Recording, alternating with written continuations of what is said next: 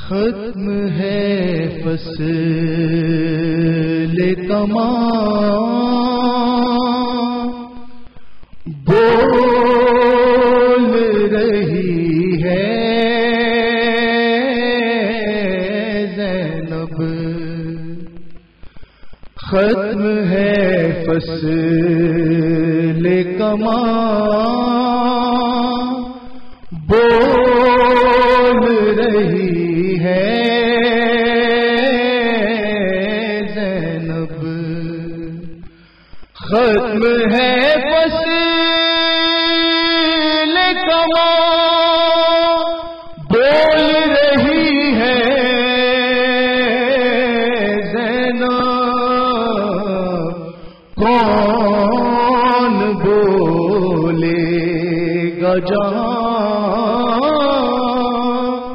بول رہی ہے زینب،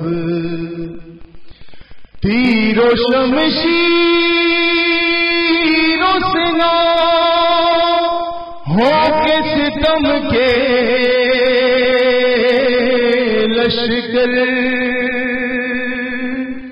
تیر و شمشیر و سنا ہو کے ستم کے لشکر، ارے تھک گئی سب کی زبان، بول رہی ہے زینب، چن رہا ہے ادب نہج بلاغت الفاظ، چن رہا ہے ادب نہج بلاغت الفاظ، اپنے بابا کی زبان، بول رہی ہے زینب، اے یزید اس سے بڑی ہار تیری کیا ہوگی، اے یزید اس سے بڑی ہار تیری کیا ہوگی، وہ تیرا گھر ہے جہاں، بول رہی ہے زینب، وہ تیرا گھر ہے جہاں، بول رہی ہے زینب،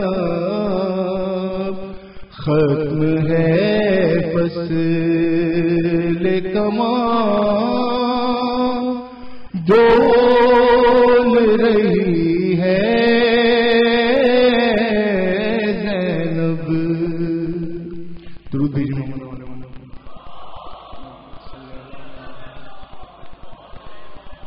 ضیائے خون شہیداں کی دلکشی،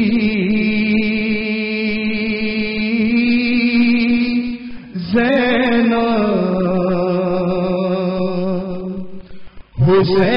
حسینیت کے چراغوں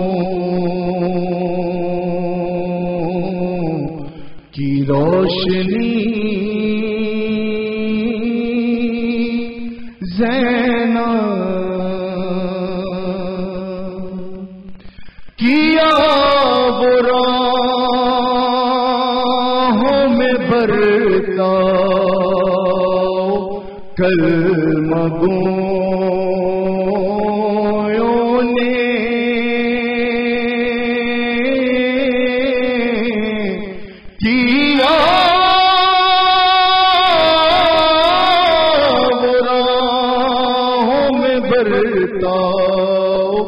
کلمگویوں نے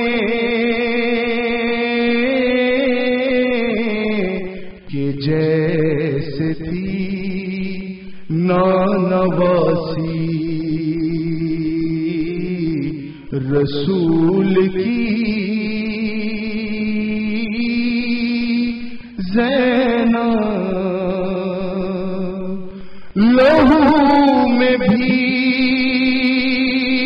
ہوئی بیڑیاں مہاری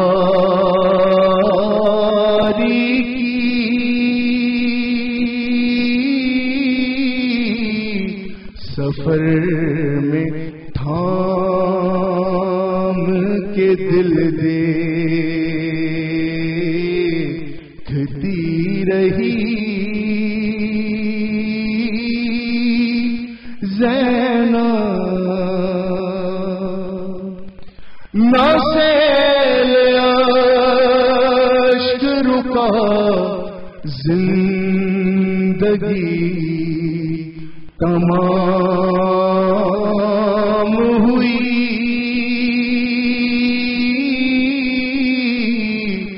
نہ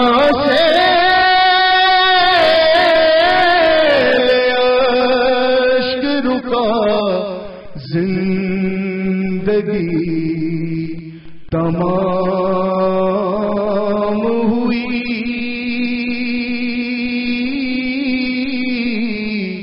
نہ روئی آنو محمد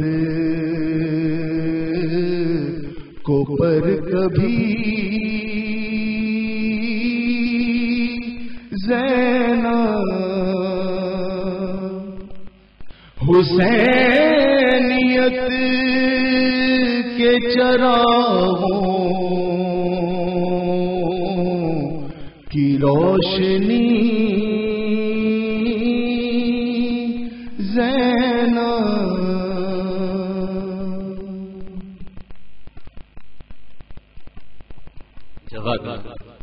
یہ تھے برادر ذیشان جو سلام پیش کر رہے تھے. اب خطابت کے لیے مولانا بدر الحسن صاحب سے گزارش کہ وہ زیر منبر ہوں. باواز بلند نعرہ صلوات.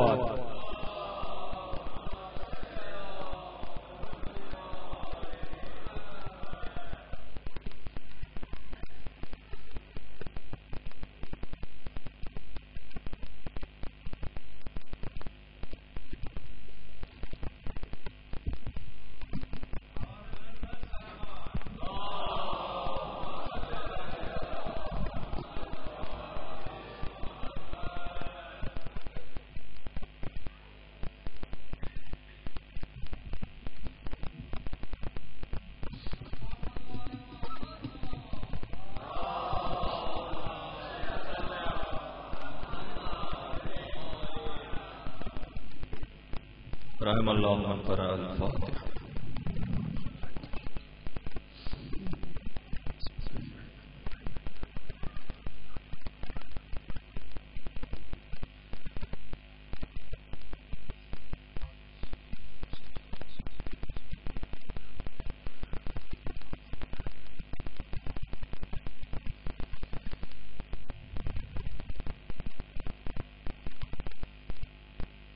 خاندان عصمت و طہارت میں بلند تر صلوات.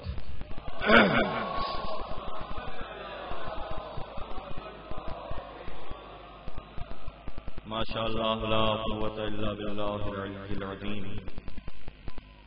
اعوذ باللہ السمیع العلیم من الشیطان اللعین الرجیم. بسم اللہ الرحمن الرحیم. الحمد للہ الذی ہدانا لہذا وما كنا لنهتدی لولا ان ہدانا اللہ. لقد جاءت رسل ربنا بالحق. الصلاة والسلام على اشرف الانبیاء والمرسلین. الخاتم لمن سبق الفاتح لما غلق المؤمن الحق بالحق ابي القاسم محمد.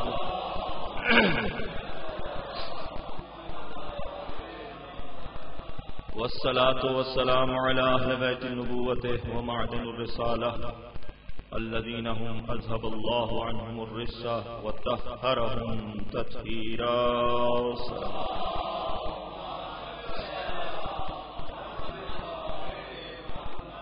لا سيما على بقية الله العظم في الأرضين روحي وأرواح العالمين لتراب مقدمه الفداء، ولعنة الدائمة على أعدائهم أجمعين من يوم عداوتهم إلى قيام يوم الدين. أما بعد، فقد قال الله تبارك وتعالى في محكم كتابه المجيد وفرقانه الحميد وقوله الحق: بسم الله الرحمن الرحيم. إنما يريد الله ليذهب عنكم الرجس أهل البيت ويطهركم تطهيرا.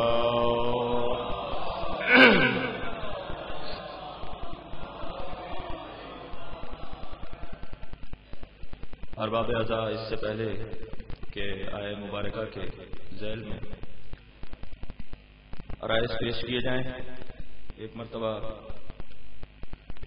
آپ تمام حضرات سے گزارش ہے کہ برائے ایصال ثواب سید استجاب حسن نقوی، مرحوم سید ایجاب حسن نقوی ابن سید وحید الحسن نقوی، ملیہ خاتون بنت سید سلطان حسین، سید مہدی حسن ابن سید رسول شاہ نقوی، سید مختار حسین ابن سید رسول شاہ نقوی، سید بلال حسین ابن سید فارق شاہ نقوی اور تمام شہداء ملت جعفریہ کو شامل فرماتے ہوئے ایک مرتبہ سورہ فاتحہ اور 3 مرتبہ سورہ اخلاص کی تلاوت کرنا.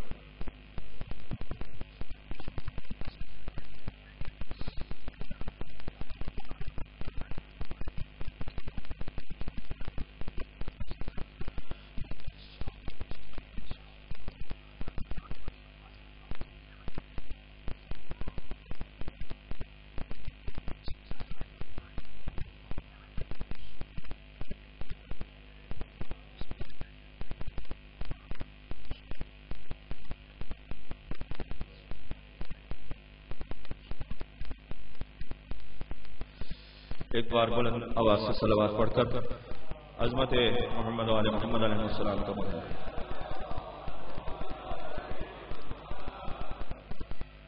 مجالس ادا قربتیں اور نزدیکیاں بڑھانے کے لیے ہیں، محبتیں اور قوتیں بڑھانے کے لیے ہیں. آپ حضرات سے گزارش ہے آگے جگہ خالی ہے، آگے تشریف لے آئیں تاکہ پڑھنے والا اور سننے والا ایک دوسرے سے مربوط ہو سکے.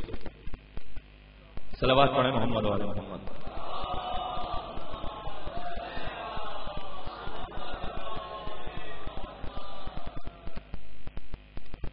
فیضان محترم، سورہ مبارکہ احزاب قرآن مجید کا 33واں سورہ، جس کی 33ویں آیت اور بہت مشہور و معروف آیت ہے اس لحاظ سے کہ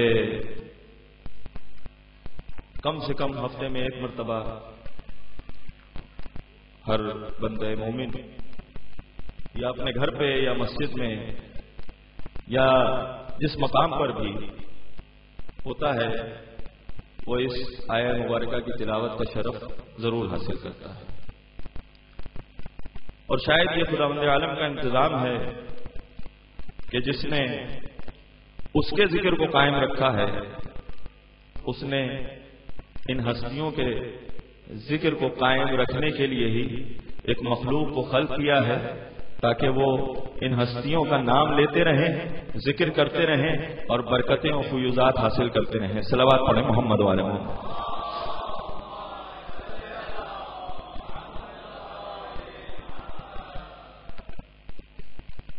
بہت مشہور معروف آیت ہے.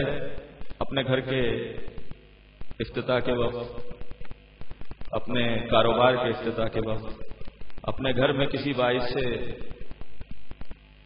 فرحت اور شادی تقریب کے وقت، اور سب سے زیادہ اس کی تلاوت جس وقت مجلس برپا کی جاتی ہے اس کے آغاز میں کی جاتی ہے.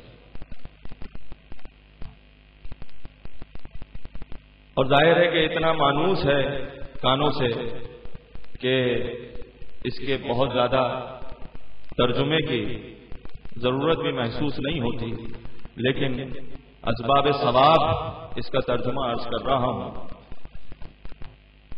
کہ اس کے سوا کچھ نہیں. انما کلمہ حصر ہے، منحصر کرتا ہے اس مفہوم کو جس مفہوم کو بیان کیا جانا ہے، اس کے سوا کچھ نہیں۔ انما یرید اللہ، اللہ کا ارادہ یہ ہے، اللہ یہ ارادہ رکھتا ہے، اللہ یہ ارادہ کرتا ہے۔ لیذھب، کس چیز کا ارادہ کرتا ہے؟ کہ دور لے جائے۔ عنکم الرجس، تم لوگوں سے رجس کو، اس لفظ رجس کے ترجمے کے لیے ہی میں نے اس آیت مبارکہ کی تلاوت کا شرف حاصل کیا ہے، اس لیے کہ یہ واضح الفاظ جو میں نے تحت اللفظ ترجمے کے طور پر آپ حضرات کی سماعتوں کے حوالے کیے ہیں یہ بہت روشن اور واضح ہیں، لیکن کلمہ رجس کو سمجھنے کے لیے ضروری ہے کہ ہم اس پورے آیت مبارکہ کے ترجمے کی جانب غور رکھیں۔ کچھ دقیقے اگر توجہات میری طرف مبذول رہیں تو تم سے دور رکھے اے اہل بیت رجس کو۔ لفظ رجس پر الف لام داخل ہے، عربی زبان سے واقف افراد جانتے ہیں کہ یہ الف لام استغراق جنسی کہلاتا ہے، یعنی اس صنف اور اس جنس سے متعلق جتنے افراد ہیں ان تمام کو شامل ہے۔ اب لفظ رجس کیا ہے اور اس کے معنی و مفہوم کیا ہے؟ تو ظاہری معنی و مفہوم اور ترجمہ جو قرآن مجید میں موجود ہے اس لحاظ سے اس لفظ کے معنی ہے ہر نجاست اور ہر عصیاں،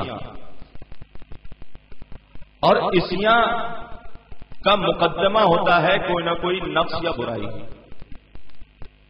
کوئی بھی گناہ جو سرزد کیا جاتا ہوتا ہے کسی بھی شخص سے، عصیاکار سے، گناہگار سے، اس کی ابتدا ہوتی ہے اس کے اندر کسی نقص کی موجودگی، کسی برائی اور کمی کی موجودگی جو اسے مجبور کرتی ہے گناہ کی طرف۔ تو رجس سے مراد یہ ہے کہ ہر قسم کی برائی، ہر قسم کے نقص، ہر قسم کی کمی سے دور رکھے اور ہر قسم کی نجاست سے دور رکھے۔ اور یہ ہر قسم کا ترجمہ کہاں سے آ رہا ہے؟ الف لام استغراق جنسی سے، کہ وہ ہر قسم کے رجس سے دور رکھ رہا ہے۔ کس کو دور رکھے؟ عنکم الرجس اہل البیت، اے اہل بیت آپ کو۔ اب ذرا اس کے ذیل میں اگر ہم غور کریں تو اہل بیت میں کون افراد شامل ہیں؟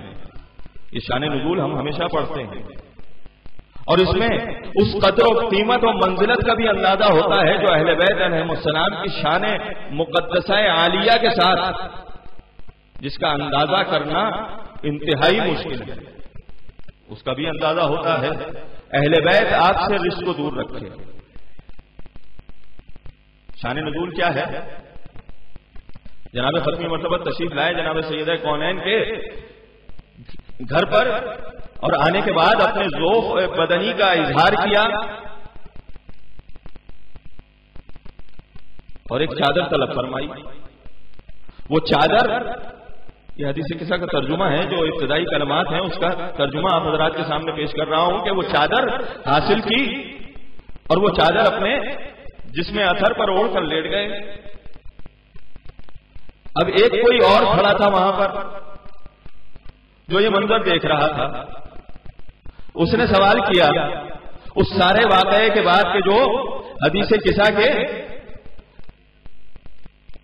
مضمون میں ہم پڑھتے ہیں، اس سارے واقعے کے بعد یہ سوال کیا کہ کیا مجھے بھی اجازت ہے، توجہ فرمائیے گا، کیا مجھے بھی اجازت ہے کہ میں اس تحت قصہ آ جاؤں؟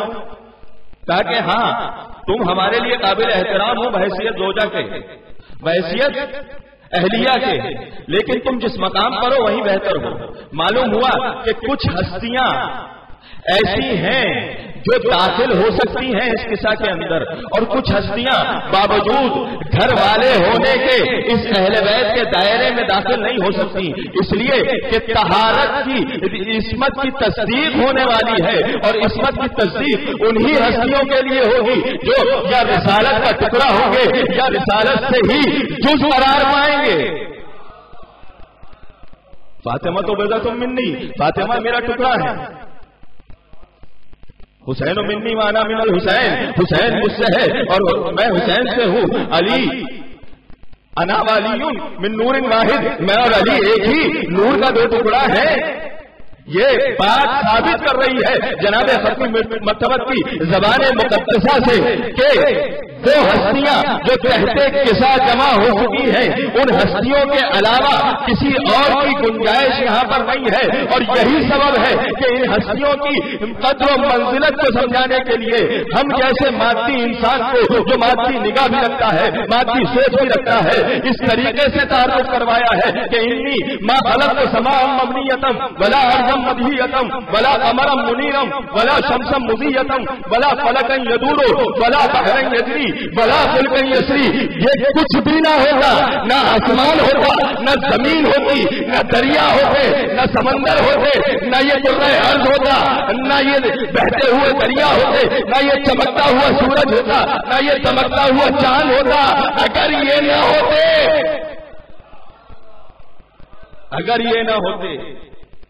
یہ قدر و قیمت و منزلت سمجھائی جا رہی ہے، اور اس طریقے سے سمجھائی جا رہی ہے کہ اپنے امین وہی لے جانے والے کو پہلے تعارف کروایا ہے اس طریقے سے. جب سوال کیا اس نے کہ یہ کہتے قصہ ہیں کون لوگ، تو تعارف کروایا کہ یہ فاطمہ ہے. توجہ فرمائیے گا، یہ فاطمہ ہیں، ان کے والد ہیں، ان کے شوہر ہیں، ان کے بیٹے ہیں. تعارف کس ذریعے سے کروایا جا رہا ہے؟ توجہات مبذول نہیں. تعارف کس ذریعے سے کروایا جا رہا ہے؟ چونکہ فرشتے سوال کر رہے ہیں، اور فرشتوں کا سوال اس لیے نہیں ہے کہ انہیں علم نہیں ہے کہ اس تحت قصہ کون ہے.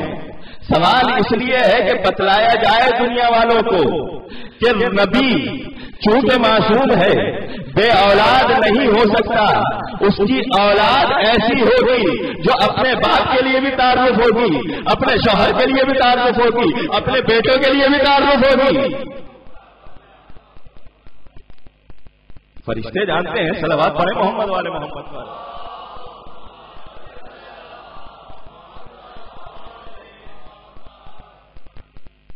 تو دور رکھے رزق کو پہلے بیت سے. اب یہاں پر دو پہلو، ایک تاریخی حقیقت کسی موقع پہ یہیں پر بیان کر چکا ہوں، اور ایک ہمارے فرائض و منصب کے حوالے سے حقیقت. دو پہلو اس آیت مبارکہ سے ظاہر ہو رہے ہیں. ایک پہلو یہ کہ اگر کسی شخص کو، یہ فطرت انسانی ہے کہ اگر کسی شخص کو اپنے لیے کوئی شے حاصل کرنی ہو، توجہ فرمائیے، اگر اپنے لیے کوئی شے حاصل کرنی ہو، مثال کے طور پہ تشنگی کا احساس ہے، پانی پینا ہے، اور سامنے موجود دو قسم کا پانی ہو، ایک سے معلوم ہو کہ کنویں کا پانی آ رہا ہے، ایک سے معلوم ہو کہ میٹھا پانی آ رہا ہے، تو فطرت انسانی کس بات کا تقاضا کرتی ہے؟ میٹھے پانی کی طرف جائے گا. اب وہ پانی جو لے گا، چونکہ انسان کی فطرت یہ ہے کہ وہ اپنے لیے خوب سے خوب تر کی تلاش میں ہے. توجہات مبذول ہے. خوب سے خوب تر کی تلاش میں ہے، تو وہ جو کرے گا کہ جو اس میٹھے پانی کو آلودہ نہ کر دے، اس میٹھے اور صاف پانی کو، گوارا پانی کو، خوشگوار پانی کو، خوش ذائقہ پانی کو آلودہ نہ کر دے، غلیظ نہ کر دے، ایسے گلاس کو لے گا. اور جس برتن میں وہاں سے پانی لے کر اس گلاس میں ڈالنا ہے، اس برتن کے لیے بھی یہی لحاظ کیا جائے گا فطری طور پر کہ وہ برتن صاف ہونا چاہیے. اس لیے کہ مقصود کیا ہے؟ اس پانی کو جسم میں ڈالنا ہے، جسم تک پہنچانا ہے، جسمانی ضرورت کو پورا کرنا ہے.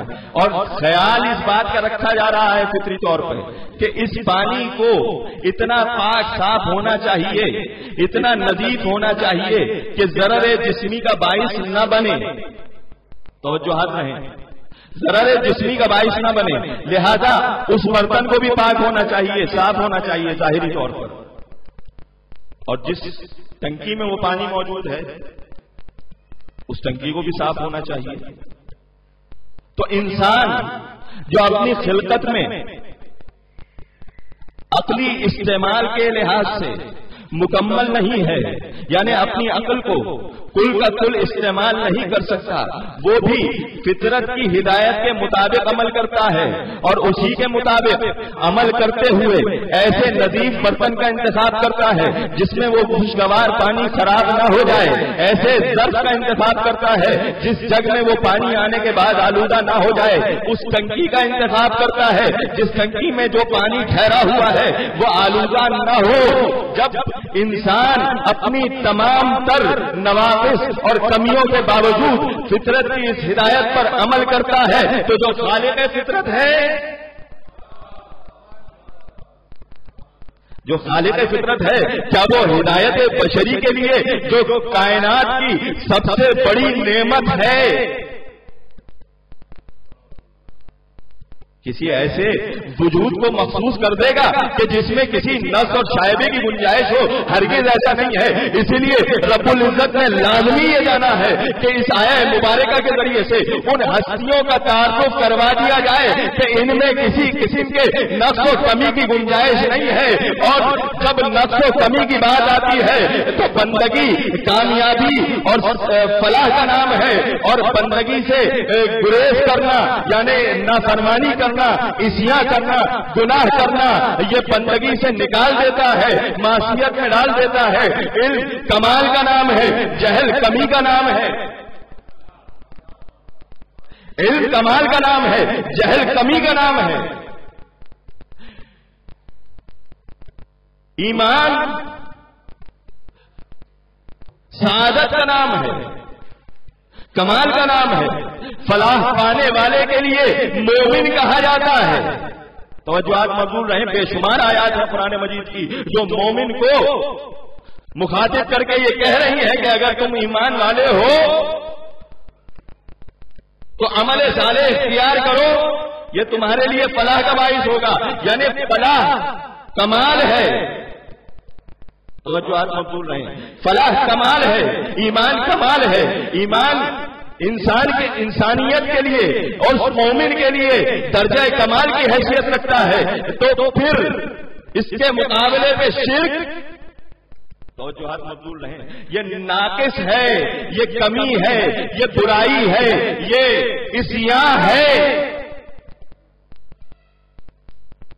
اب میں ایک تاریخی حقیقت کی جانب متوجہ کرنا چاہ رہا ہوں، شاید اسی موقع پہ یہیں پر عرض کیا ہے، لیکن یہاں پر دوبارہ تکرار کرنے میں کوئی حرج نہیں ہے کہ تاریخی حقیقت یہ ہے کہ محمد صلی اللہ علیہ وآلہ وسلم خود اپنی زبان مبارک سے فرماتے ہیں کہ اول ما خلق اللہ نوری، میرا نور وہ نور ہے جسے پہلے سب سے پہلے خلق کیا گیا ہے۔ انا و علی من نور واحد، میں اور علی ایک ہی نور کا دو ٹکڑا ہے۔ یہ ایک ہی نور کا دو ٹکڑا بار بار وہ کہا جا رہا ہے۔ یہ کیوں کہا جا رہا ہے؟ اس لیے کہا جا رہا ہے کہ کوئی مؤرخ یہ نہ کہتے کہ علی کس گھر میں پیدا ہوئے تھے، کس کے بیٹے تھے، محمد کس کے بیٹے تھے۔ ہاں، دونوں کے جد کا نام عبد المطلب، ان کے دو بیٹے عبداللہ اور ابو طالب، دونوں کے صلح کے ذریعے سے منتقل ہونے والا یہ نور کن کن ماؤں کے شکم میں محفوظ رہا۔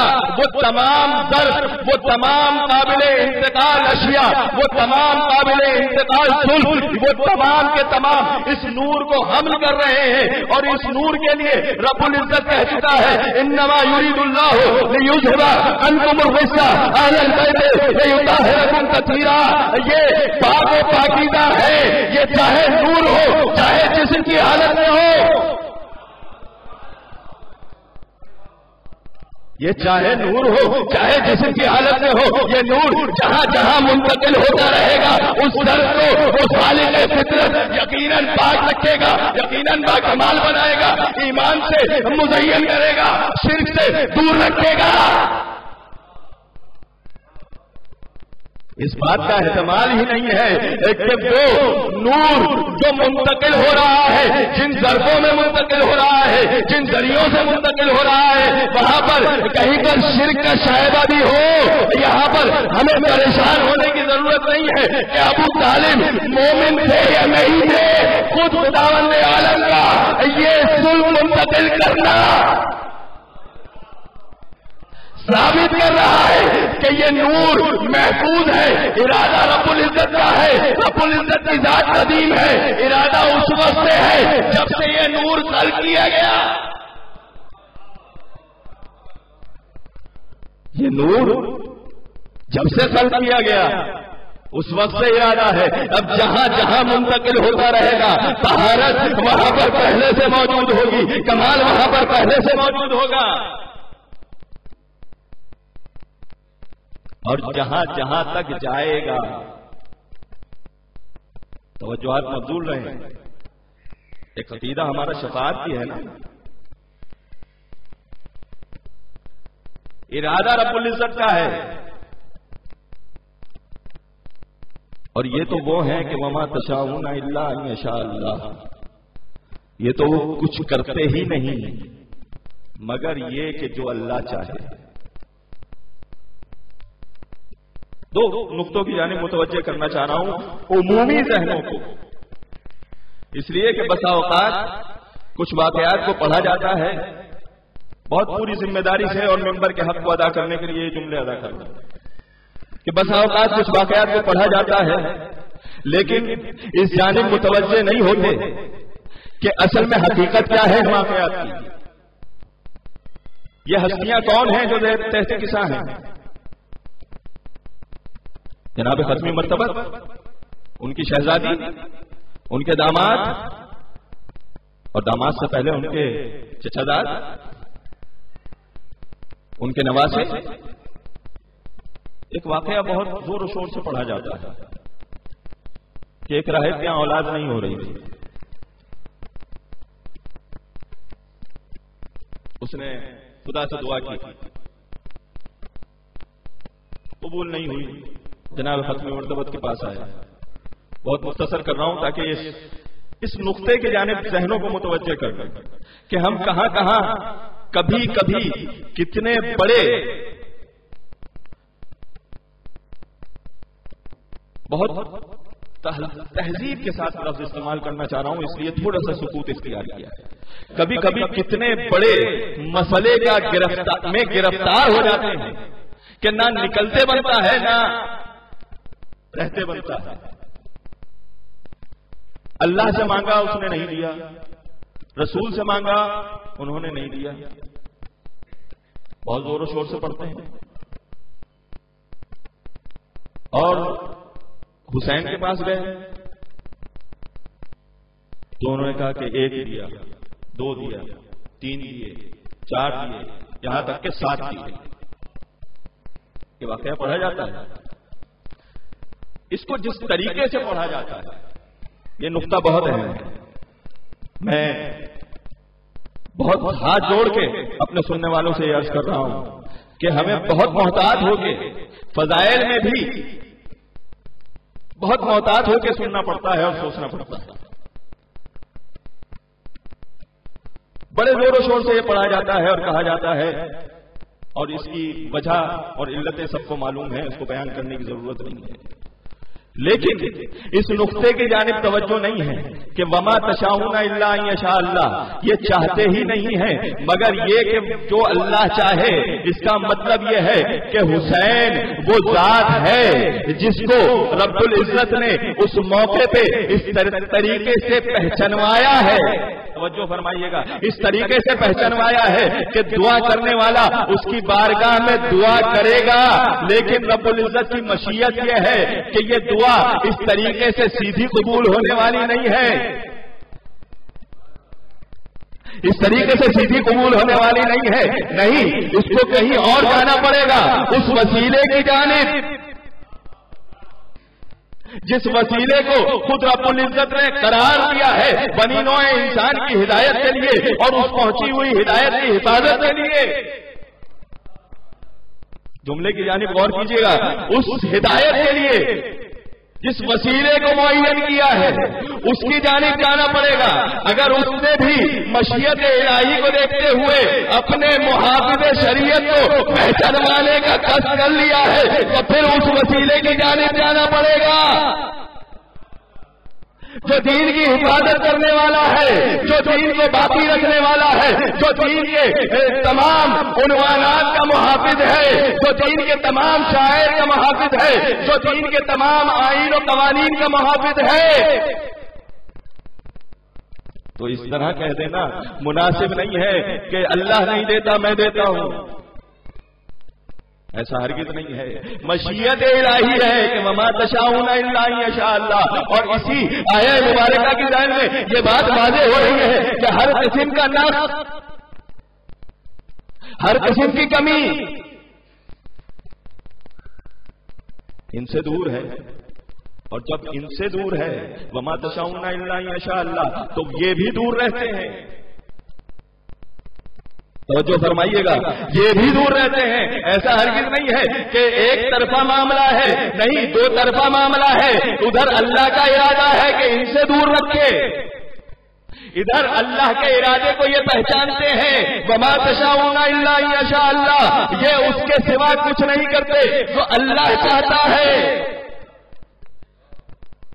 اب عقیدہ شفاعت معلوم ہوا کہ شفاعت محض اسی طریقے سے ملنے والی نہیں ہے. اس کو نوجوانوں کو سمجھنے کے لیے ذرا مثال سے میں عرض کر دوں. بارہا شاید خطبوں میں سنی ہوگی کہ کم و بیش ہم سبھی لوگ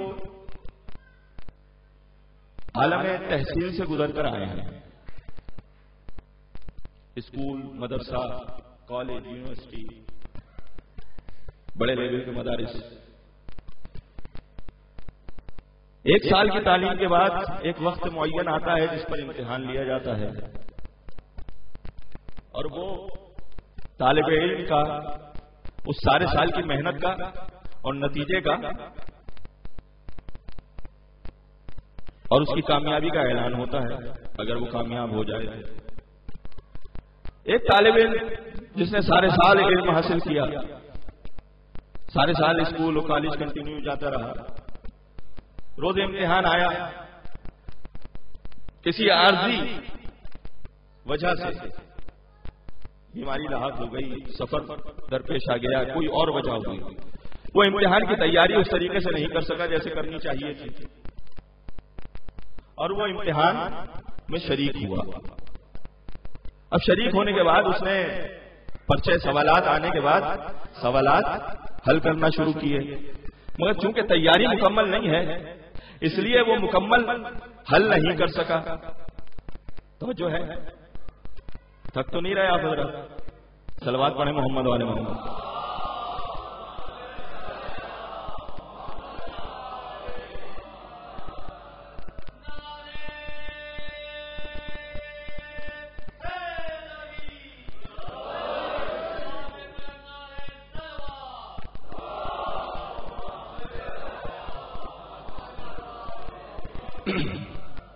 اس نے امتحان دیا اور جیسے تیسے نتیجہ آیا سامنے، اور جب اس کے سامنے نتیجہ آیا تو اس پہ لکھا ہوا تھا انگلش کے پیپر کے سامنے کہ 32+1.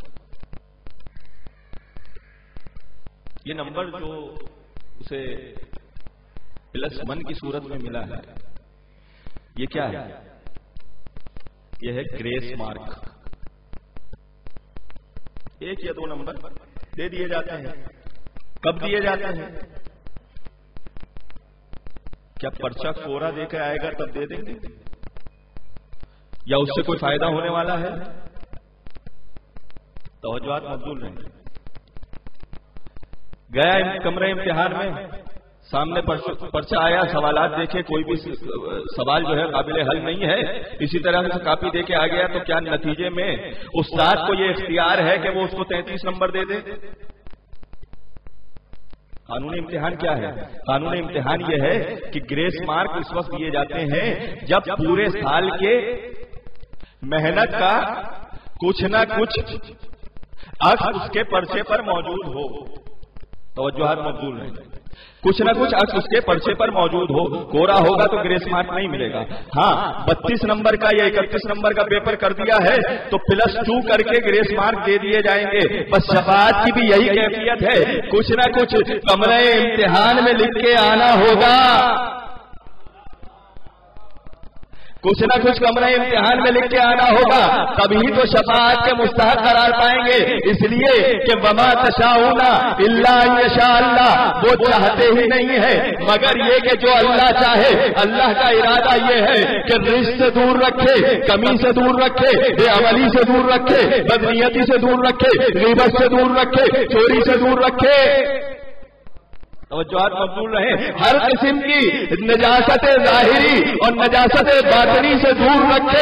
जब रब्बुल इज्जत का इरादा ये है तो इन्होंने उस इरादे की तकमील करनी है। लिहाजा कोई बेनमाजी जाकर शफाअत तलब नहीं कर सकता, कोई बेअमल जाकर शफाअत तलब नहीं कर सकता, कोई ग़ीबत करने वाला जाकर शफाअत तलब नहीं कर सकता।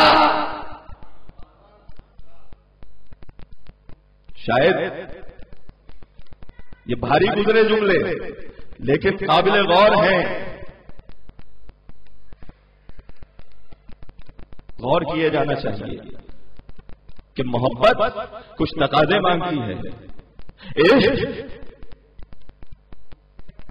कुछ उसके असबाब होने चाहिए, कुछ उसके मराहिल होने चाहिए।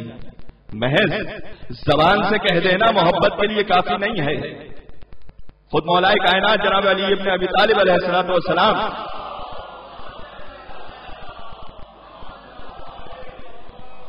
एक मकाम पर मोमिन के लिए मराहिल को बयान फरमा रहे हैं और कहते हैं कि ईमान के 3 मरहले हैं। इकरारुम बिल लिसान, जबान से इकरार करना चाहिए। बस मुसलमान ने कहा ला इलाहा इल्लल्लाह मुहम्मदुर रसूलुल्लाह अलीयुन वलीउल्लाह, जैसे ही उसने ये कहा वो मोमिन के लिए पहले मरहले को तय करने के काबिल हो गया। लेकिन ये मरहला काफी नहीं है, मरहला दोम पे जाना चाहिए, जाना जरूरी है, लाजमी है। मौलाए कायनात कहते हैं दूसरा मरहला ईमान का क्या है? यकीनुन बिल क़ल्ब। अब ज़बान से कहो और दिल में यकीन ना हो, भाई यही तो सबब है रब्बुल इज्जत के इंतजाम बड़े अजीबो गरीब हैं। मैं और आप उनकी हिकमत और तदबीरों को पहुंच नहीं सकते, लेकिन बसा औकात इस मिंबर की देन होती है बहुत सारी बातें। अभी 21 दिसंबर को एक हुलहुला उठा था, कयामत आने वाली है, कयामत आने वाली है। आज 21 दिसंबर को फला वक्त पर सब कुछ खत्म। उधर डॉक्यूमेंट्रीज इस बात की गवाह है कि वहां पर कैसे कैसे इंतजाम हो रहे थे, जहां पर न खुदा की कुदरत पर ईमान है, न उन अलामतों पर ईमान है जो कयामत के लिए बयान की गई हैं। तवज्जुहात मकबूल रहे, न उस पर ईमान है, लिहाजा वो इंतजाम में मसरूफ है। कोई अपने घर में जखीरा जमा कर रहा है, कोई अपने लिए कुछ इंतजाम कर रहा है, कोई जेर जमीन घर बनाने की कोशिश कर रहा है कि जमीन पलटे उल्टे कुछ भी हो हमारा घर बचा रहे। इस सारी बातें तो अपनी जगह, लेकिन इसमें इंतजाम क्या है? रब्बुल कुफ्फार और मुशरिकीन की जबान से एक वुकू पजीर न होने वाले वाक़े का पहले से ऐलान करवा के कुछ ऐसी जबानों से, तवज्जुहात मकबूल रहे, कुछ ऐसी जबानों से कुछ ऐसे हक़ाइक़ का इकरार लेना था। भाई हुआ ये नहीं हुआ? कुछ ऐसे हक़ाइक़ का इकरार लेना था कि जिसका इनकार करते चले आए हैं। मीडिया पर बैठकर बमांगे तो हल कहना पड़ा, अभी तो हजरत कायम का ज़ुहूर नहीं हुआ है।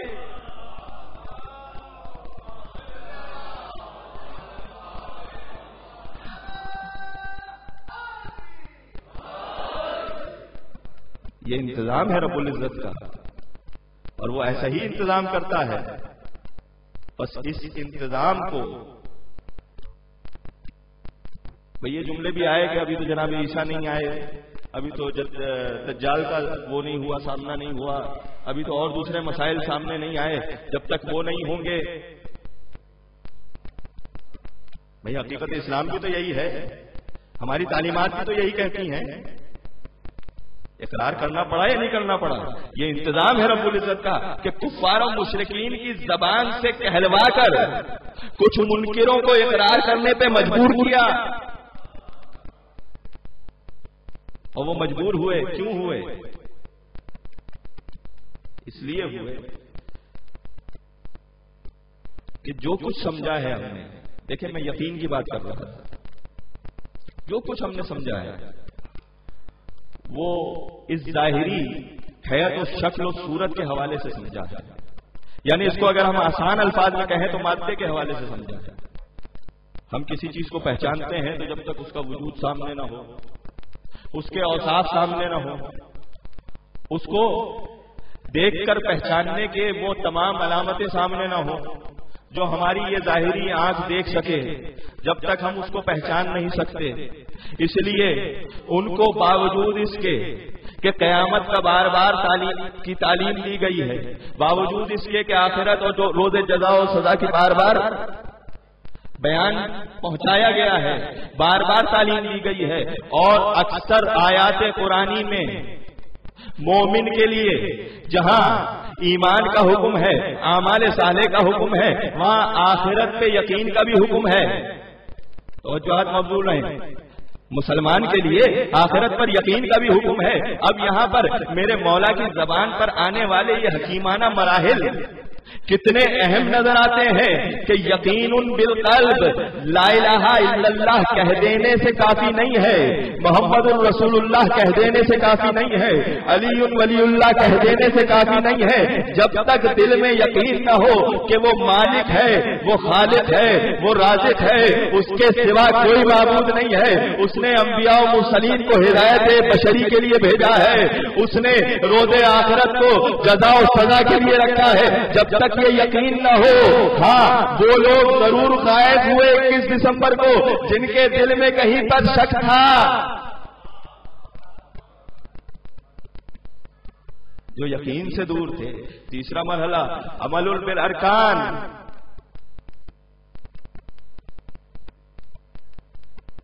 زبان سے اقرار، دل میں یقین، اور ارکان دین پر عمل۔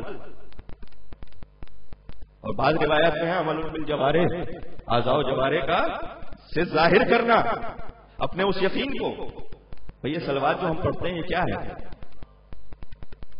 یہ صلوات جو ہم پڑھتے ہیں، درمیان میں بات آ رہی ہے، عرض کر رہا ہوں، کیا یہ صلوات اس لیے ہے کہ ہم دعا کر رہے ہیں کہ محمد وآل محمد علیہ السلام پر رب العزت کی رحمت نازل ہو؟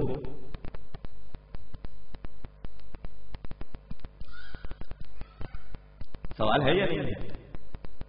ذہنوں میں اٹھتا ہے؟ اصل میں یہ صلوات ہے یہ کیا؟ صلوات ہے ہمارے اعضاء و جوارح سے ہمارے ایمان کا اظہار، یعنی جو رب العزت چاہتا ہے اپنے ان حبیب بندوں کے لیے، ان محبوب بندوں کے لیے، ان مصطفیٰ بندوں کے لیے، ان مرتضی بندوں کے لیے، ان چنے گئے بندوں کے لیے، وہی ہم بھی چاہتے ہیں۔ اسی لیے ہم بار بار صلوات پڑھ کے اپنے اندرونی ایمان کا اظہار کرتے ہیں۔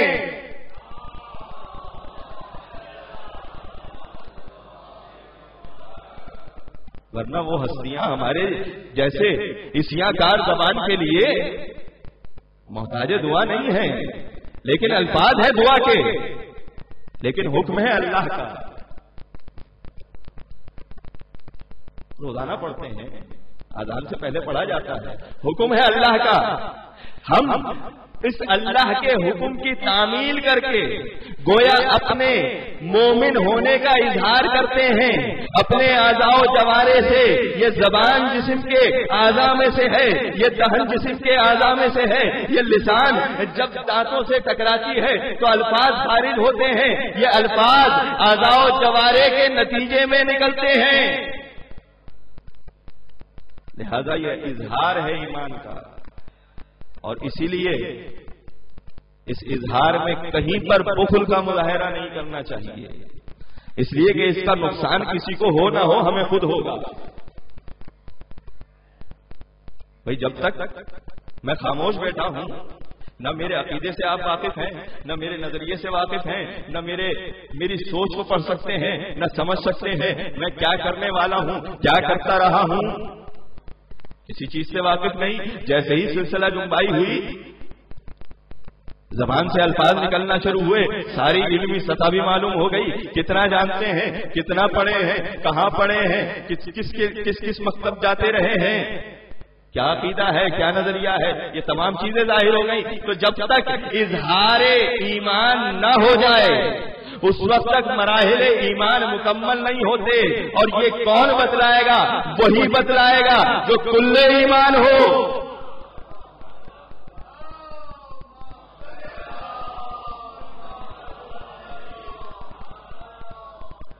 بس عزیزان محترم، گفتگو کو سمیٹ رہا ہوں. اور ایک دوسری حقیقت اس آیے مبارکہ کے ذیل میں جو ہمارے فرائض منصبی سے متعلق ہے، وہ حقیقت یہ ہے کہ ہم جو عشق محمد و آل محمد کا اظہار کرتے ہیں وہ اس وجہ سے ہے کہ رب العزت نے اتنا احسان ہم پہ کیا ہے، اتنا نعمتیں ہم پر نازل کی ہیں کہ اس نے اپنے سب سے محبوب ترین بندے کے ذریعے سے جس دین کو مکمل کیا ہے اسے ہمارے لیے مخصوص کیا ہے. ذرا اس گہرائی سے بھی سوچئے گا، ہمارے لیے مخصوص کیا ہے کہ ہم اس دین میں شامل رہیں، اس کے پیروکار رہیں. تو ہمارا عشق کا مظاہرہ اسی لیے ہے کہ ہم اس دین میں شامل ہیں جس دین کی بقا و حفاظت کے لیے یہی ہستیاں منتصب ہوئی ہیں. تو جب ان سے عشق کا مظاہرہ کرنا ہے تو اس دین کی حفاظت پہلے ہے، ان کے قوانین و ضوابط کی حفاظت پہلے ہے، تبھی تو عشق سچا ہوگا. وما تشاؤون الا ان یشاء اللہ. اہل بیت سے محبت کرنے والے جو اہل بیت کا ذکر کرتے ہیں اپنے گھر میں، اپنی تقریب میں، اپنی مجلس میں، اپنے کسی بھی برکت کے حصول کے کام میں، جس مقام پر بھی اہل بیت کا ذکر حدیث قصہ کے ذریعے سے کیا جاتا ہے، انہیں سمجھنا چاہیے کہ کوئی ایسا کام سرزد نہ ہو جائے.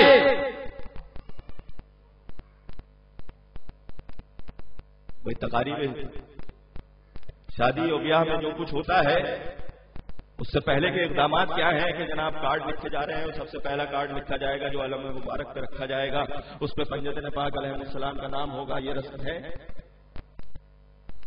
بزرگان یہاں پر موجود ہیں، تائید کریں گے. کیوں؟ اس لیے کہ برکات و فیوزات محمد و آل محمد حاصل کرنی ہے. مقصد یہی ہے. اور جب مقصد یہ ہے تو پھر اب اس بات کی گنجائش نہیں ہے کہ مہمان کو بلایا جائے اور اس کے شایع نشان انتظام نہ کیا جائے، بلکہ اس کے بہن و توہین کے اسباب فراہم کیے جائیں. توجہات مبذول رہیں، اس لیے کہ عشق کا تقاضا یہ ہے کہ عشق جس سے کیا جاتا ہے، محبت جس سے کی جاتی ہے. اب یہاں نوجوانوں کو سمجھنے کے لیے عرض کر رہا ہوں یہ عشق ہم کرتے کیوں ہیں؟ اس لیے کہ جناب ختمی مرتبت نے جو کچھ دین ہم تک پہنچایا ہے اس کی اجرت دینے کی ہمارے اندر طاقت و وسعت نہیں ہے، استطاعت نہیں ہے. ہم کیا دیں گے؟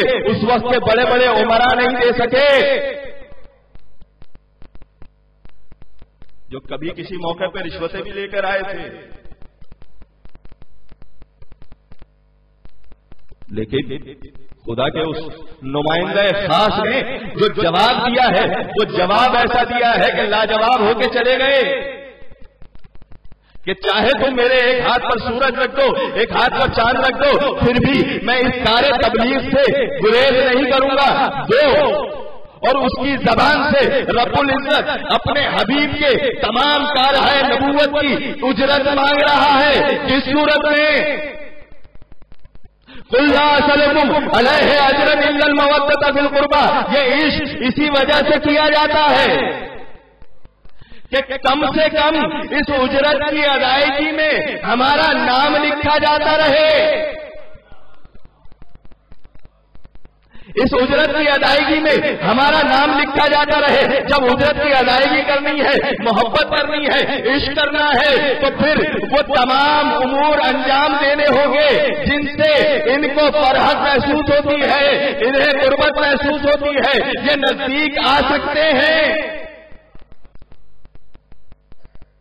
ایسے تمام امور سے بچنا ہوگا جن کے جو ان کے لیے باعث ایذا ہو، باعث تکلیف ہو، باعث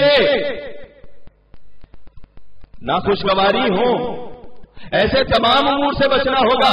بس فرائض منصبی کے حوالے سے یہ آئے مبارکہ اس طریقے سے متعلق ہے ہمارے عمل کے لیے کہ ہمیں ہر وہ عمل اختیار کرنا ہوگا جس میں کمال پایا جائے.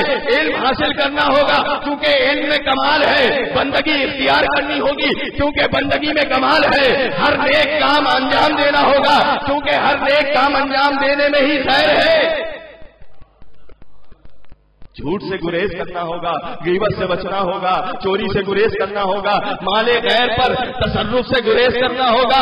ہر وہ کام جسے ہم معمولات زندگی میں شامل کر چکے ہیں، خواہ نہ خواہ اگر وہ اہل بیت سے محبت کے منافی ہے تو اس سے دور ہونا ہوگا. اس لیے کہ آیہ مبارکہ کہہ رہی ہے انما یرید اللہ لیذھب عنکم الرجس اہل البیت ویطہرکم تطہیرا.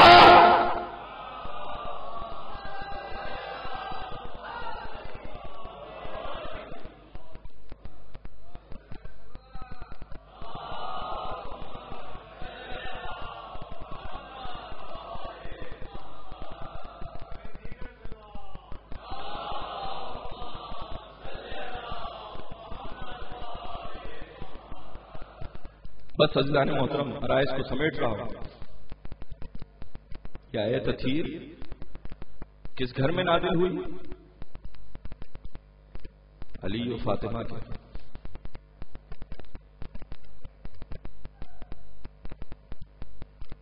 قاعدہ یہ ہے کہ مال جس گھر کا ہوتا ہے اس کے پسماندگان کو ترکے کی صورت میں ملتا ہے. چادر کس کی تھی؟ جناب سیدہ کونین کی. ذہن پہنچ رہے ہیں آپ کے؟ بہت مشکل ربط مسائل نہیں ہے. چادر کس کی تھی؟ جناب سیدہ کی. کس کے گھر میں تھی؟ علی کے گھر میں. کس کو ملے گی؟ ثانیہ زہرا کو، علی کی بیٹی کو. میرا دل یہ کہتا ہے، میں نے کہیں پڑھا نہیں ہے لیکن یہ قانون فطرت بھی ہے اور قانون مذہب بھی ہے کہ ترکہ پسماندگان کو ہی ملتا ہے. جناب سیدہ نے یقیناً یہ چادر جناب زینب کو دی ہوگی اور شاید کیونکہ میں کم علم ہوں، ساری کتابوں کا استقراء تو میں نے کیا نہیں ہے، لہذا یقیناً شاید کسی کتاب میں لکھا بھی ہو، لیکن میرا دل یہ کہتا ہے کہ یہ ترکہ ملا گھر کی بیٹی کو ہی ہوگا. انگوٹھی، جانماز، اسلحہ بیٹے کو ملتا ہے. بیٹی کو کیا ملتا ہے؟ ماں کا زیور. جناب سیدہ نے ایک جملہ اپنے ماننے والی مومنات کے لیے کہا ہے، میری مائیں بہنیں سن رہی ہیں، کہ پردہ عورت کی زینت ہے، عفت حجاب عورت کے لیے زینت ہے. تو یہ زینت جو کائنات کی تمام عورتوں کی سیدہ کو مل رہا ہے وہ یقیناً منتقل ہوگا ثانیہ زہرا کی. ثانیہ زہرا کیوں کہا جاتا ہے؟ اس لیے کہا جاتا ہے کہ نہ جناب سیدہ نے کسی ڈیوڑی پہ جا کر علم حاصل کیا لیکن سیدۃ النساء العالمین ہوئی، نہ جناب زینب نے کسی کی شاگردی اختیار کی سوائے اپنے بابا کے. کون ہے زینب؟ آج جس کی شہادت کے لیے ہم یہاں پر مجلس برپا کر رہے ہیں، یہ کون ہے؟ زینب کا ایک لقب ہے شریکت الحسین۔ حسین وہ امام ہے وقت کا جس نے دین کو پامال ہوتے ہوئے جب دیکھا تو مصلحت یہ جانا کہ جد کی امت کی اصلاح کے لیے خروج کیا جائے، اور خروج کرنے کے لیے جو قافلہ تیار کیا گیا ہے وہ سب جانتے ہیں کہ اگر مقصد جنگ ہوتا، مقصد حکومت حاصل کرنا ہوتا، مقصد سلطنت حاصل کرنا ہوتا، مقصد لوگوں کے لیے ظاہری حکومت کی تشکیل ہوتا، تخت و تاج کا حصول ہوتا، تو فوجیں تیار کی جاتی۔ کیا وقت کے امام کے لیے یہ ممکن نہیں تھا کہ مدینے سے ہزارہا افراد کی فوج کو تیار کر کے لے کے جاتے؟ لیکن نہیں، وہ سلطنت اگر حاصل ہو جاتی تو شاید وہیں تک رہ جاتی، لیکن میرے نبی کے نواسے نے ایسی سلطنت حاصل کی ہے کہ آج تک دلوں پر حکومت ہے۔ لیکن خدا کی قسم میں ہاتھ جوڑتے ہوئے کہتا ہوں، سادات سے معافی مانگتے ہوئے، اپنے آقا و مولا امام حسین کے سامنے گڑگڑاتے ہوئے یہ عرض کرتا ہوں کہ جناب زینب اگر شریکت الحسین بن کے نہ گئی ہوتی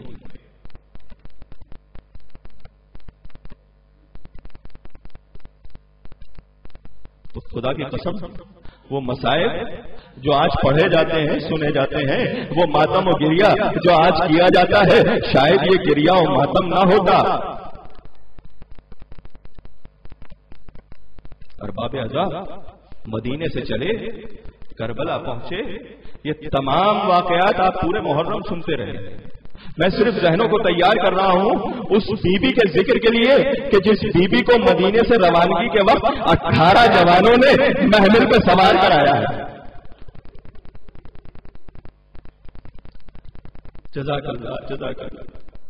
ذہن پہنچ گئے، آنکھوں میں آنسو نمودار ہو گئے، مجلس تمام ہوئی، لیکن یہ ذکر یہ ہمیشہ رہے گا۔ یہ چند جملوں کا ثواب لینا چاہتا ہوں۔ جناب زینب جب 11 محرم کو اسیر بنا کے لے جائی جا رہی ہے تو انداز کیا ہے؟ اسیر بنانے کا انداز یہ ہے کہ 4 سالہ سکینہ آگے آگے ہے، گلے میں رسن بندی ہے، جناب زینب کے گلے تک پہنچی، جناب زینب سے ام کلثوم تک، اور اسی طرح مخدرات عصمت و طہارت تک۔ لیکن ذرا سوچئے 4 سالہ بچی کا سن کیا ہوگا،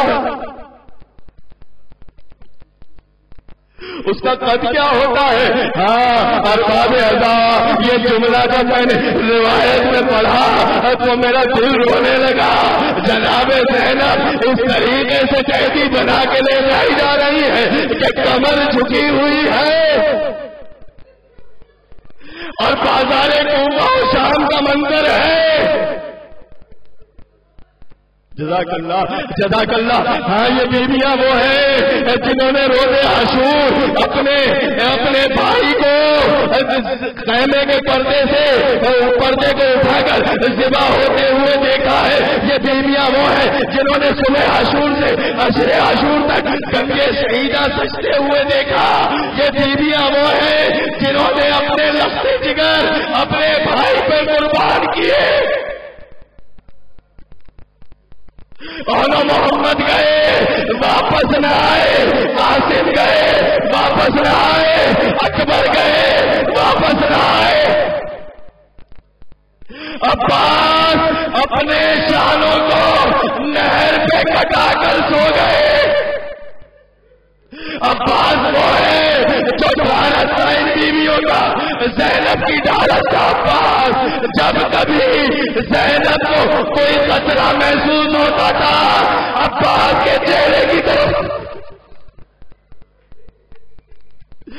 اور باب ادا یہ قافلہ جب کوفہ و شام کے بازار میں پہنچا ہے تو ایک مرتبہ ام کلثوم نے آگے بڑھ کر اس قافلے کے انتظام کرنے والے سے کہا اے شیمر ہمیں اس دروازے سے اندر لے کر جانا جس دروازے پر تماشائی کم ہو.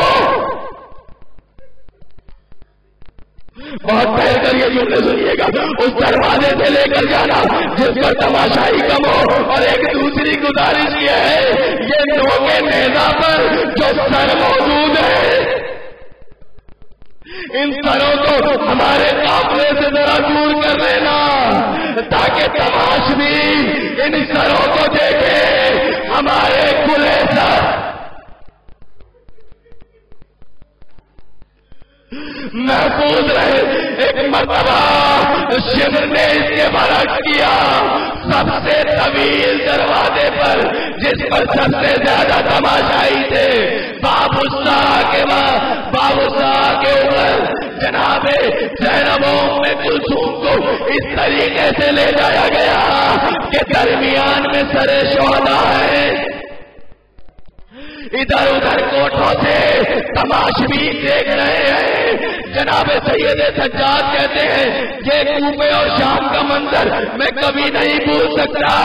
ارے کوٹھوں سے کوئی گرم پانی پھینکتا تھا, کوئی پتھر برساتا تھا.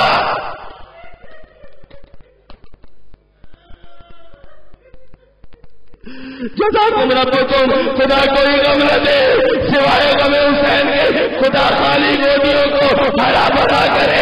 ارے اولاد والوں ذرا سنو, مقتل میں جو شہداء جن کے ذکر آپ سنتے ہیں صرف ان شہداء کا ذکر سنتے ہیں جن کے مقاتل پڑے جاتے ہیں. راوی لکھتا ہے 32 بچے ایسے تھے جو بعد از قتل شہداء گھوڑوں تلے پامال ہوئے. آئے یہ بیویاں اپنے بچوں کو کھوپ اجرکم اللہ. ہاں نہ معلوم کس طریقے سے دربار یزید تک پہنچے ہوں گے. شام کا زندان گزارا ہوگا. جب چہلم پر اگلے سال یہ قافلہ اپنے پیاروں کو دیکھنے کے لیے پلٹا تو کربلا کی سرزمین پر پہنچا. اب منظر یہ ہے, راوی لکھا ہے زینب اولا محمد کی قبروں پر نہیں گئی. ارے اپنے ماجائے کی قبر میں پہنچی, اپنے آپ کو محمل سے گرا دیا.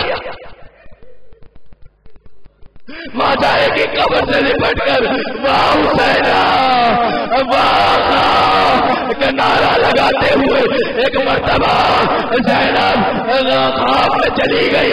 غشی تاری ہوئی, نہ جانے خواب میں کیا دیکھا ہوگا. ایک مرتبہ تڑپتے ہوئے بیدار ہوئی. سید سجاد کو نزدیک بلایا. ارے سید سجاد ہمیں مدینہ جانا ہے لیکن 3 دن کے لیے یہاں پر عزاداری کرنی ہے. عزادارو, ہاں بی بی زینب کے غمدارو, آپ یہاں پر عزاداری کر رہے ہو. یہ زینب کی سنت ہے جسے ادا کیا جا رہا ہے. یہ گریہ ازاری, یہ ماتم جناب زینب کا سکھلایا ہوا. اب یہ قافلہ 3 دن کی عزاداری کے بعد واپس مدینہ پہنچا تو جن لوگوں نے ودا کیا تھا نہ پہچان سکے یہ کون آ گیا ہے.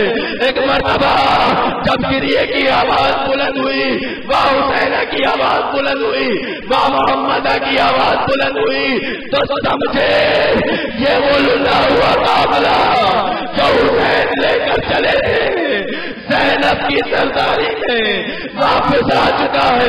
ایک مرتبہ راوی یہ لکھتا ہے 15 برس تک زینب اسی طریقے سے گریہ ازاری کرتی رہی. لیکن مدینے میں جتنے دن قیام رہا والی مدینہ کو خطرہ رہا کہ زینب کے ان خطبوں سے, زینب کی ان عزاداری سے کہیں حیدان پر پانا ہو جائے, انقلاب نہ ہو جائے.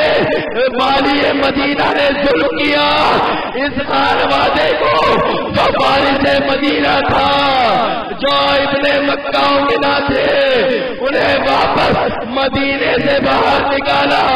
جناب زینب نہ معلوم کتنی منزلیں طے کرتی ہوئی ایک مرتبہ شام میں اسی مقام پر پہنچی جس مقام پر وہ باغ واقع ہے، جس میں ایک درخت موجود ہے. اس درخت پر امام حسین کے سر کو آویزہ کیا گیا تھا. ایک مرتبہ جناب زینب نے اس درخت کو پہچانا، اس درخت کی طرف دیکھا. اے درخت، تیرا احسان ہے زینب پر، تیرا احسان ہے زینب پر، تو نے میرے بھائی کے سر کو اٹھایا. راوی لکھتا ہے اسی بیان میں زینب تھی کہ نہ معلوم کہیں سے ایک شقی آیا جو باغبان تھا، بیلچا اٹھا کر اس بی بی کے سر میں مارا. تو شک ہوا سر زینب کا نیچے زمین پہ آئی اور بابے کربلا الا لعنت اللہ علی القوم سيعلم الذين ظلموا قلبون. بار الہ ہماری اس قلیل سی عبادت کو قبول فرما. بار الہ تجھے واسطہ ہے محمد والے محمد کا. جو حاضرین یہاں پر موجود ہیں، جو بانیان مجلس ہیں، ان تمام کی حوائج شریعہ کو اپنی بارگاہ میں قبول و منظور فرما. جن مرحومین کے ایصال ثواب کے لیے یہاں پر فاتحہ خوانی کی گئی، ان تمام کو اپنی جوار رحمت میں جگہ عطا فرما. ان کے گناہان کبیرہ و صغیرہ کو معاف فرما. ان کے تو فیض سے یہاں پر حاضرین کے گناہان کبیرہ و صغیرہ کو معاف فرما. بار الہ تجھے واسطہ ہے محمد والے محمد کا. جو بے اولاد ہیں انہیں اولاد عطا فرما. جو صاحبان اولاد ہیں ان کو اولاد کی طرف سے چکو چین نصیب فرما. بار الہ تجھے واسطہ ہے محمد والے محمد کا. ہمارے ملک پاکستان کو استحکام عطا فرما. یہاں پر امن و امان کو قائم فرما. بار الہ ہمیں دشمن کے شر سے محفوظ فرما. ہمیں داخلی اور خارجی دونوں قسم کے دشمنوں کا سامنا ہے. بار الہ ان سے ہمیں دفاع کرنے کی طاقت عطا فرما. بار الہ تجھے واسطہ ہے محمد والے محمد کا. ہماری دعاؤں کو اپنی بارگاہ میں شرف قبولیت عطا فرما. ہمارے بارے میں آقا اور تیری آخری حجت کے ظہور میں تاجیل فرما. ان کے قلب ناظرین کو ہم سے راضی و خوشنود فرما. ہمیں ان کے اعوان و انصار میں شمار فرما. ربنا تقبل منا انک انت السمیع العلیم. وصلی اللہ علی محمد وآلہ الطیبین الطاہرین. ماتم حسین.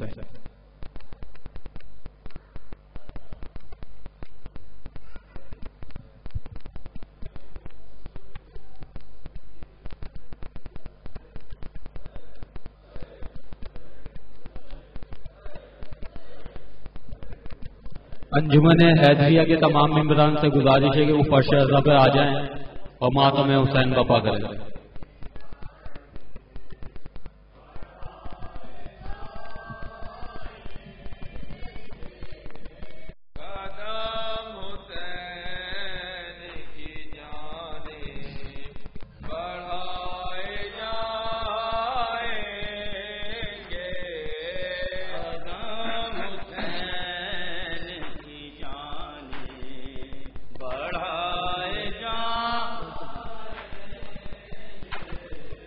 قدم حسین کی جانب بڑھائے جائیں گے.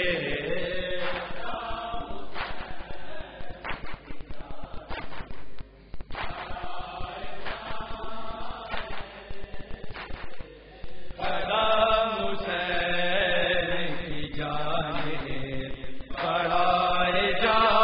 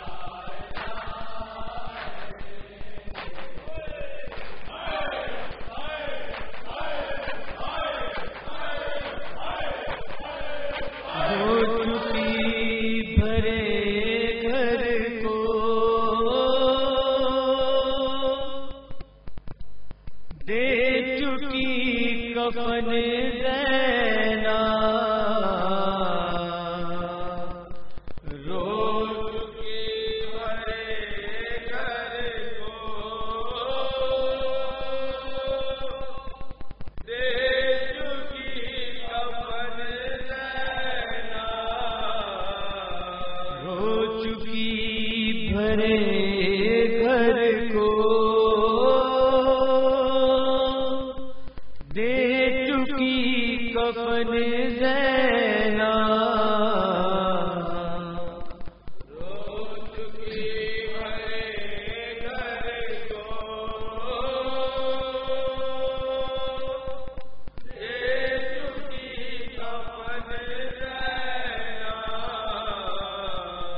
گھر لٹا کے جاتی ہے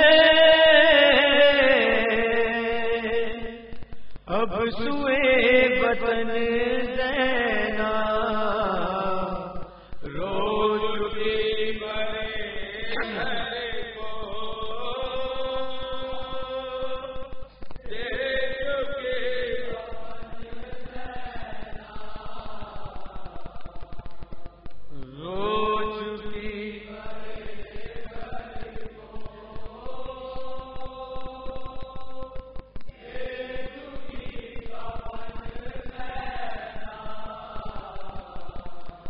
جب ساتھ بھائی اور نہ دوست کے پارے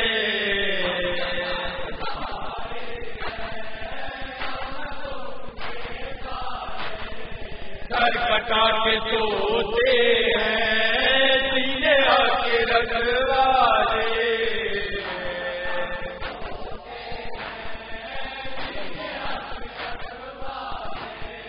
سر پہ کون سے ہو کے آج کر ڈالے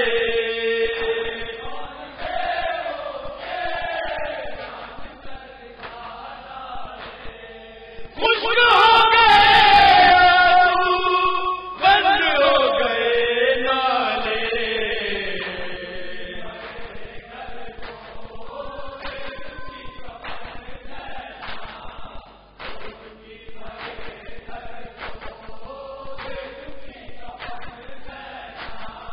جب میں گھر سے آئے تھے ساتھ میں کلوا تھا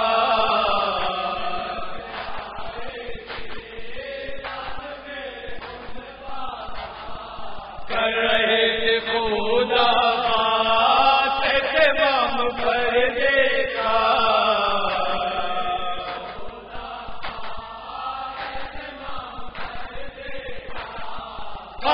مولی اکبر ساتھ دیکھتے پہرا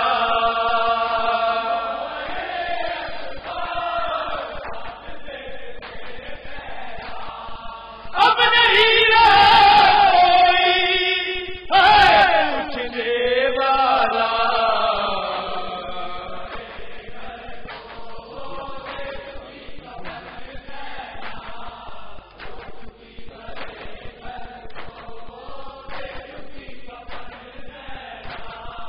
آپ کے بہن دکھیا ہو کے آئی ہے بھیا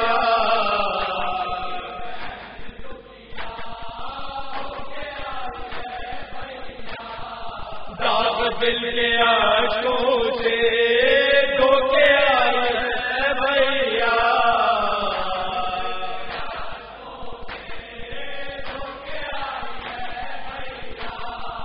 آپ کی امانت کو دھو کے آئی ہے بھیا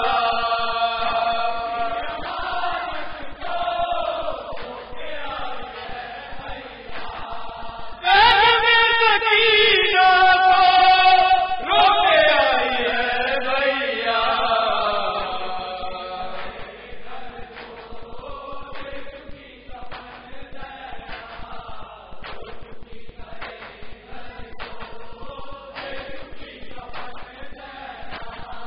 کربلا تجھے سونپا حق جانساروں کو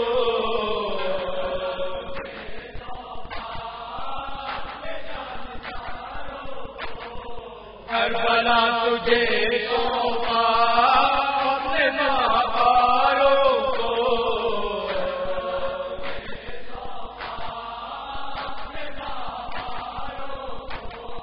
کربلا تجھے کربلا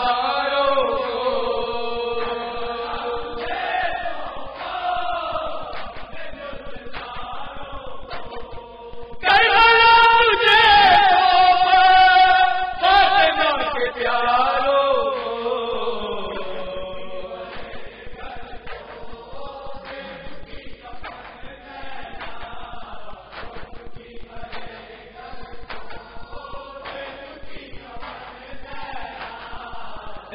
غم ہوتا ہے آج پھر سواری کا،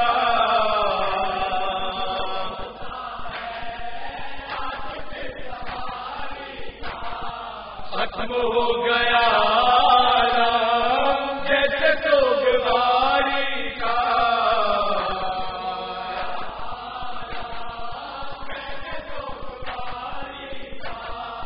ہے علاج ناممکن دل کی بے قراری کا،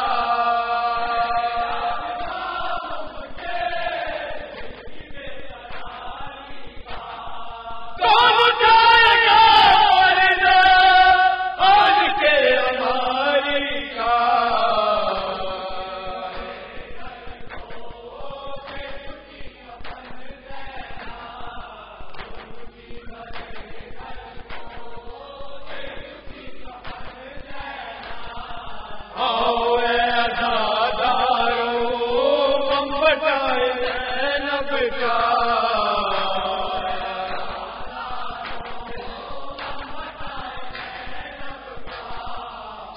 چائے ماتم کے مجلس کرے برپا،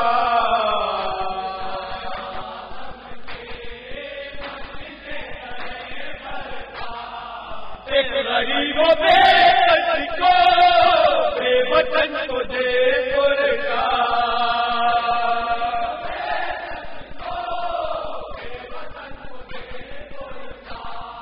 کربلا جاتی ہے لٹ کے جانیے ذرا،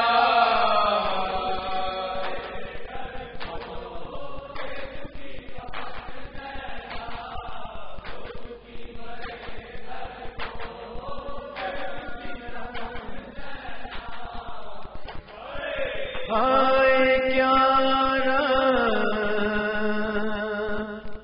گے زمانہ بدلا ہے، ہائے کیا گے زمانہ بدلا ہے، خیمہ آل پیغمبر جلتا ہے،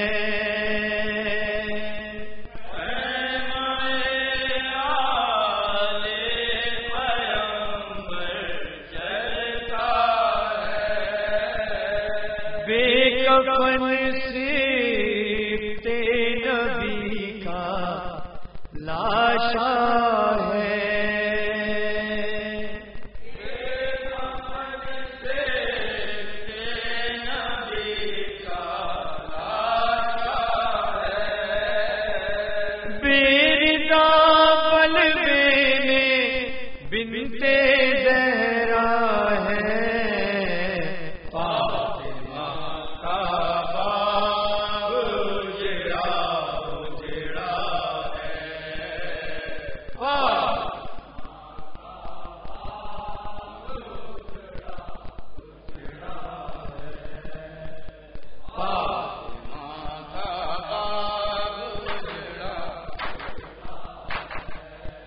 چل دیا حرم کا قافلہ،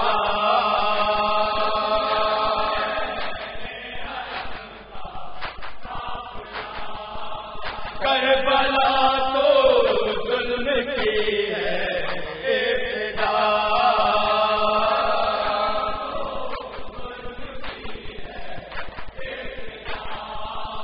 دیکھیے ہوگی کہاں پر انتہا،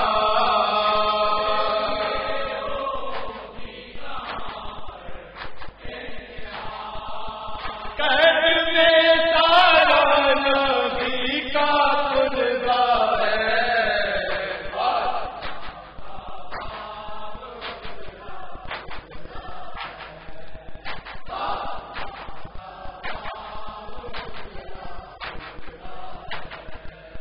ایک چشمارے نہ چلا،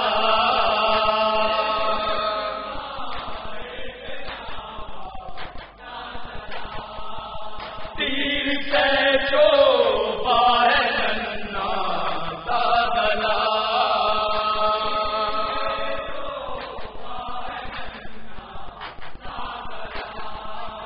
کچھ تو کر خوف خدا ہے ارملا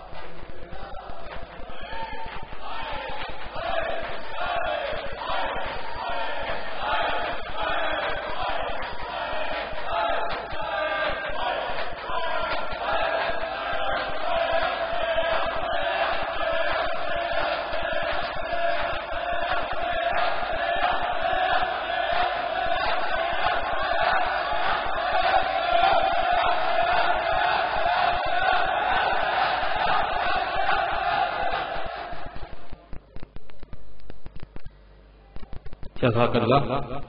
اب ہم انجمن دستہ علی اکبر سے گزارش کرتے ہیں کہ وہ فرش اعضا پر آئیں اور بی بی گون کے مظلوم لال کا پرسہ دیں۔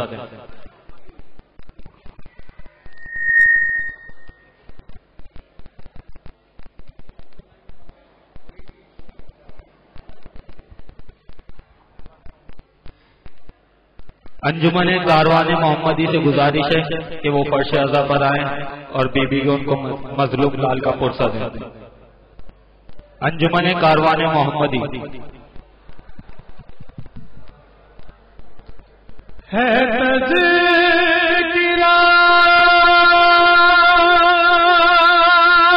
تیرا ہی صبح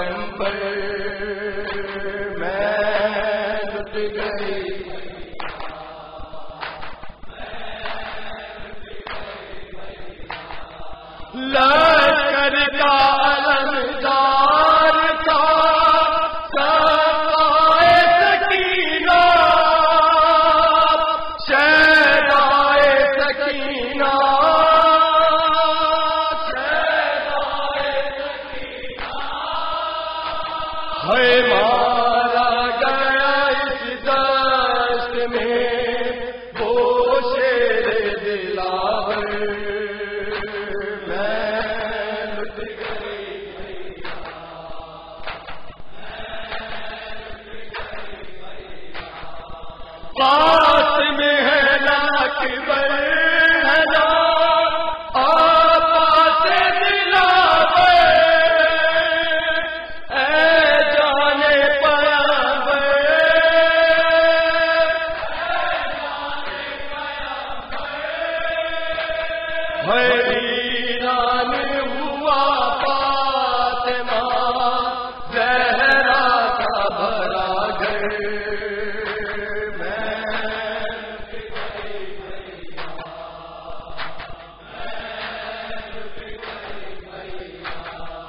اب سر تیرے دار نہ سایہ ہے غم کا،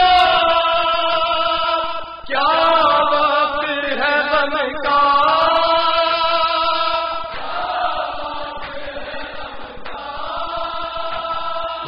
کس حال میں ہم چیر ہے، دیکھو ذرا اٹھ کر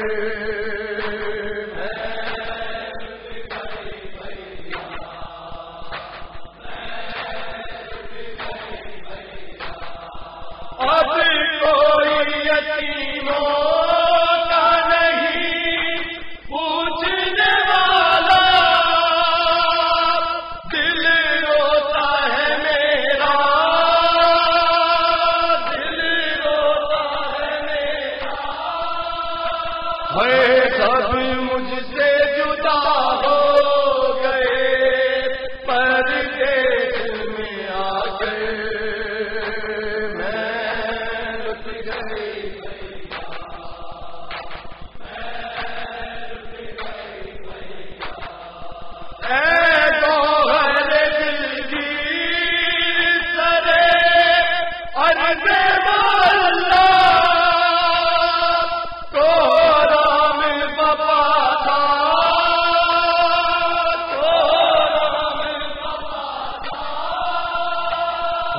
جس وقت کہا ہرے شبیر نے رو کر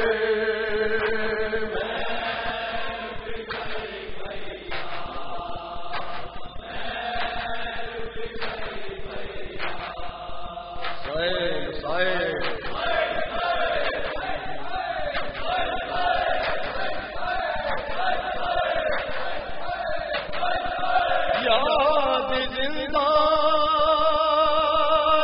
میں آتا ہے بڑا گھر بابا،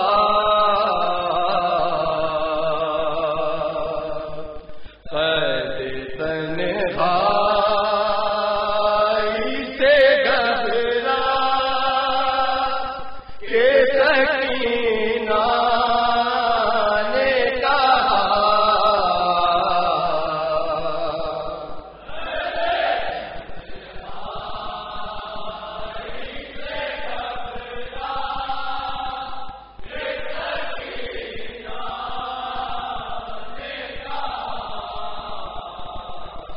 یاد زندان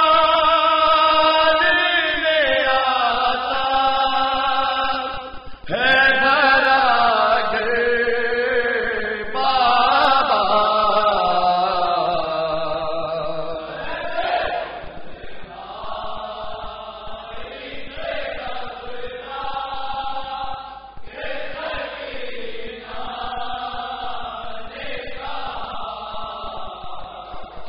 جل بہت لگتا ہے اس دور اندھیرے سے مجھے،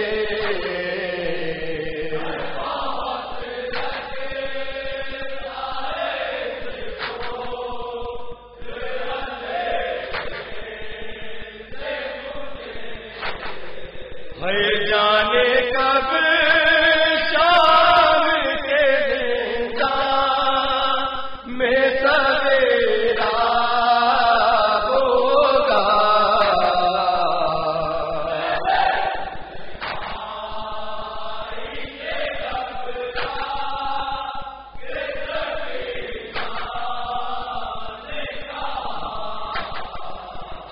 شاموں کو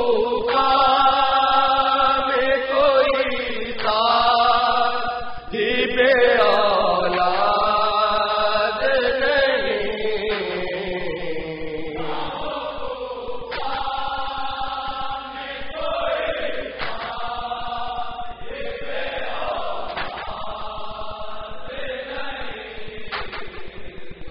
اس لیے کرتے ہیں آنا دے پیغمبر پہ جفا،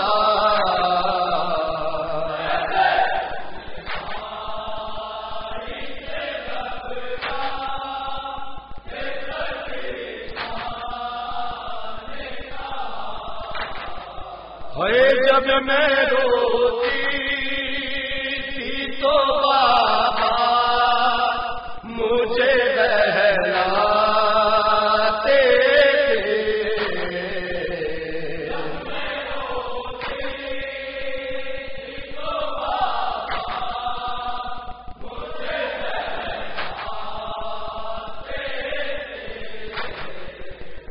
اب رلاتے مجھے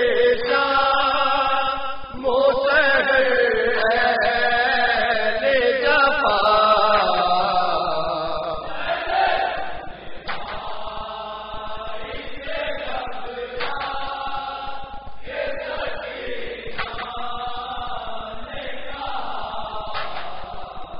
میری تقدیر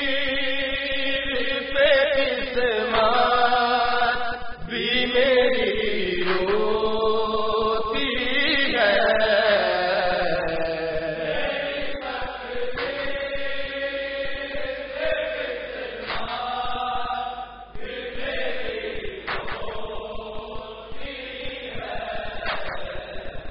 میں کرتی دیے دیتا میرو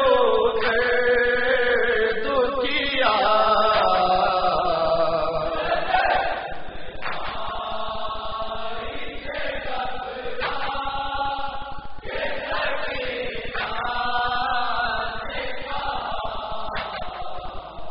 اب میرے ناز بھلا کون اٹھائے گا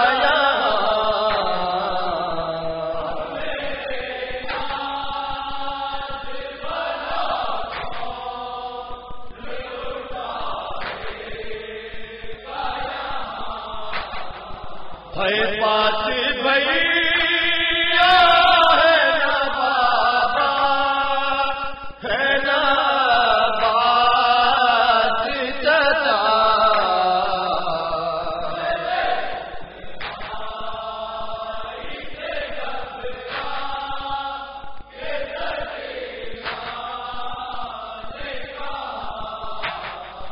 ہے رخ پہ تحریر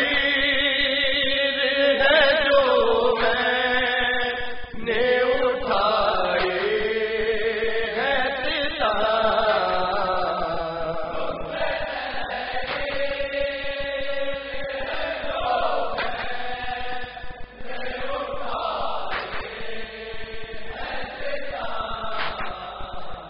بھولنا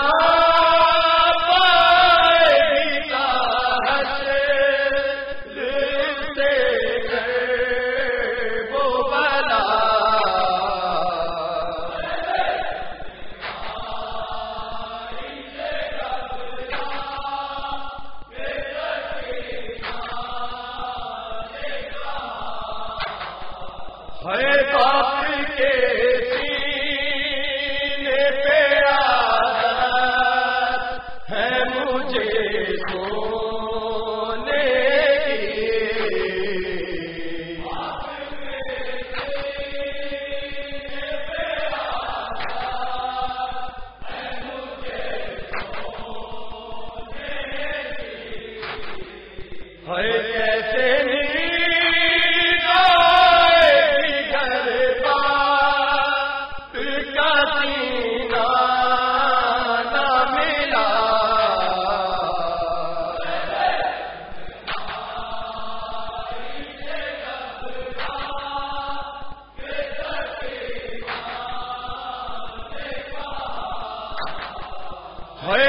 کیسے نہیں پاؤں گی بابا کے بنا زندہ میں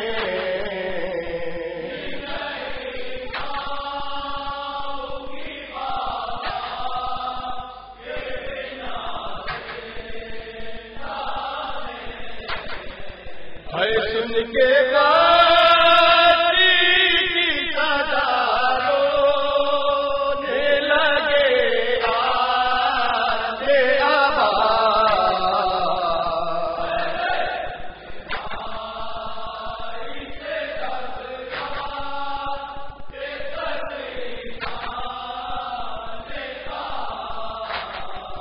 ہے دیا جا کے سرے شام جلاتے